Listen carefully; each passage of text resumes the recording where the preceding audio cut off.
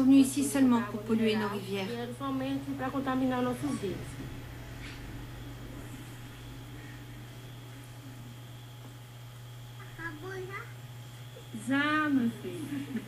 Ces mêmes propos, on les retrouve dans tous les villages des alentours.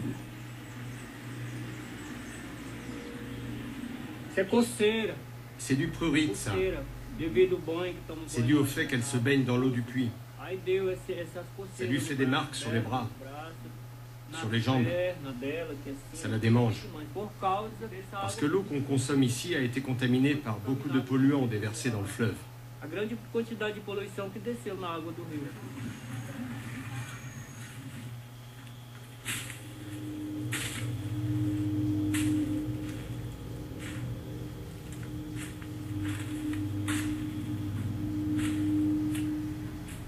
Le domaine de l'usine d'aluminium est voisin du village.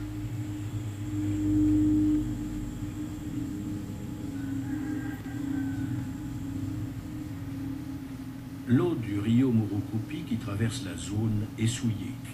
Selon Norsk Hydro, cette pollution s'explique par l'absence de système d'évacuation des déchets. On se trouve ici de l'autre côté de la décharge de boue-ocre. Il y a 3 ans, le bassin a débordé après de fortes pluies et la boue a envahi les terres.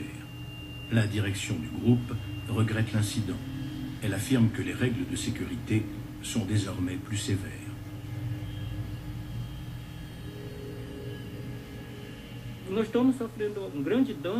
Nous subissons un dommage énorme, tant au niveau du sol qu'au niveau de l'air. Quand la poussière arrive sur notre village, elle se fixe au toit et aux arbres. Et quand il pleut, elle passe dans le sol. À partir du moment où l'eau s'infiltre dans un de ces grands bassins, vous pouvez être sûr que toutes les nappes phréatiques de la région sont contaminées.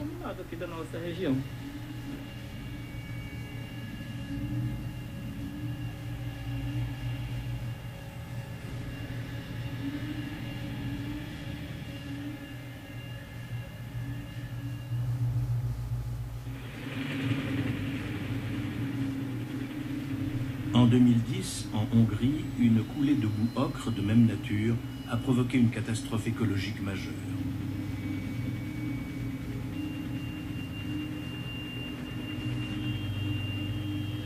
Sur le site de l'usine d'aluminium d'Aïka, la digue d'un bassin de stockage s'est effondrée. Une marée d'1 mètre de haut s'est déversée sur la petite ville de Devecser.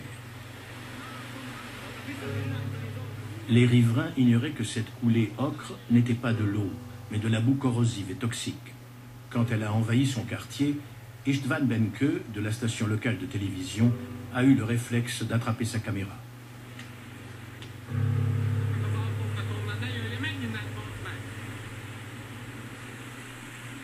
La rue s'est transformée en torrent.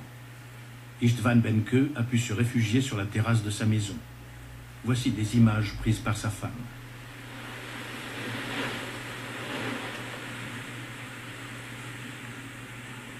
C'est en s'apprêtant à prendre sa douche qu'Istvan Benke a compris qu'il ne s'agissait pas d'une boue ordinaire. La solution alcaline avait dissous ses chaussettes. Ce voisin est tombé. Il est couvert de boue ocre jusqu'à la tête. Les pompiers les emmènent tous les deux à l'hôpital.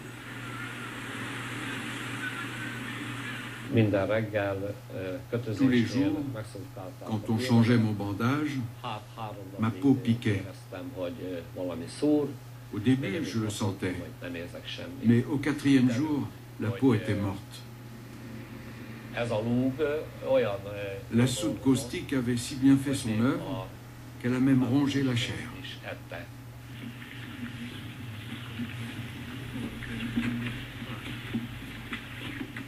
Le village voisin de Kolontar a été le plus durement touché par la catastrophe.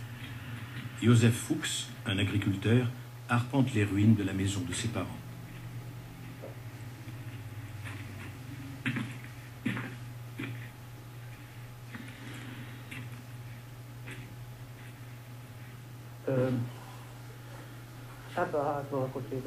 C'est ici que vivait ma mère. Je suis né ici. Elle a été emportée sur 100 mètres par la boue. La pauvre femme est morte le lendemain. 1 million de mètres cubes de ce liquide hautement toxique s'est répandu sur le secteur. Le torrent de boue a tué 10 personnes. Plus d'une centaine, gravement brûlées, ont dû être transportées dans les hôpitaux alentours. Et ces chiffres ne tiennent pas compte des séquelles tardives.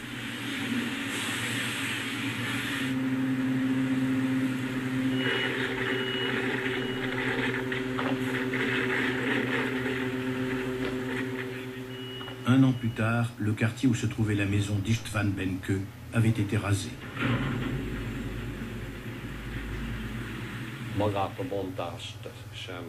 Je n'ai pas voulu assister à ça.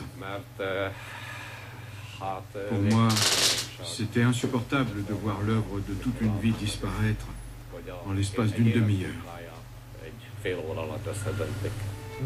La catastrophe a ruiné sa santé. Son corps est couvert de cicatrices. Il ne peut plus porter de caméra.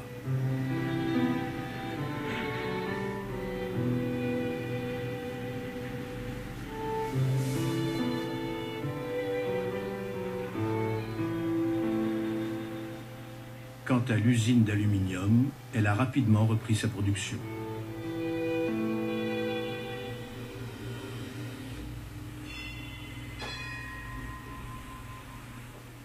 La poudre d'aluminium du Brésil est arrivée en Allemagne dans le port de Neuss-Düsseldorf. C'est ici que va se dérouler l'ultime étape du processus de fabrication, la décomposition de l'alumine par électrolyse. Ce procédé nécessite d'énormes quantités d'électricité.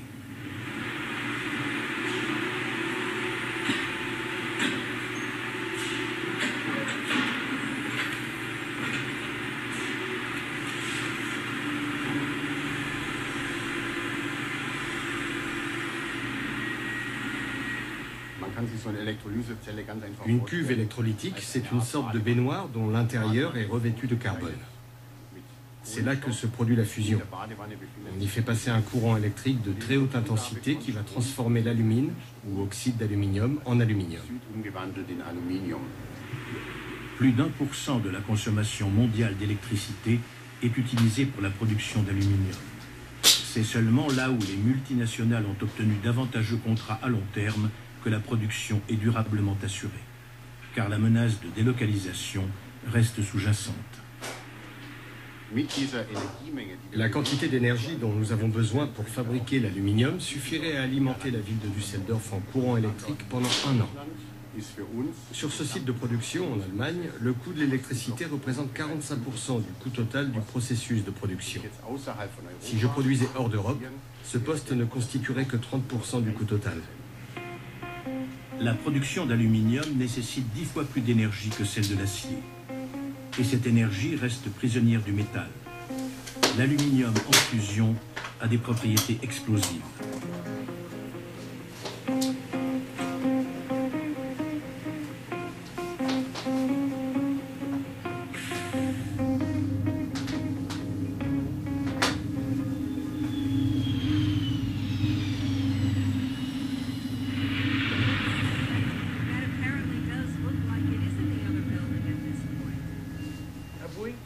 Un Boeing 767 pèse 82 tonnes 3, dont 30 d'aluminium. Selon cet expert norvégien en métallurgie, c'est l'aluminium qui a causé l'effondrement rapide et si spectaculaire des tours jumelles. L'aluminium en soi n'est pas du tout dangereux. C'est lorsqu'il entre en fusion qu'il devient dangereux. L'aluminium contenu dans la carlingue de l'avion aurait chauffé au point de se liquéfier. Sur certains films, on voit de l'aluminium en fusion s'échapper par une fenêtre. Il est alors à une température très élevée. Il atteint 800 à 900 degrés à mon avis.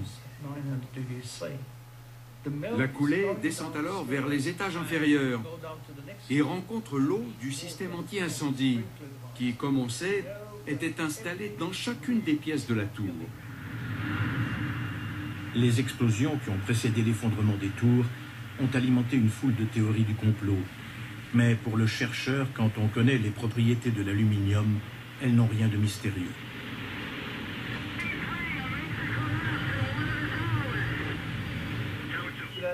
L'aluminium plus l'eau, ça donne de l'oxyde d'aluminium plus de l'hydrogène. Et une grosse explosion. Une explosion équivalente à celle d'une bombe de 700 kg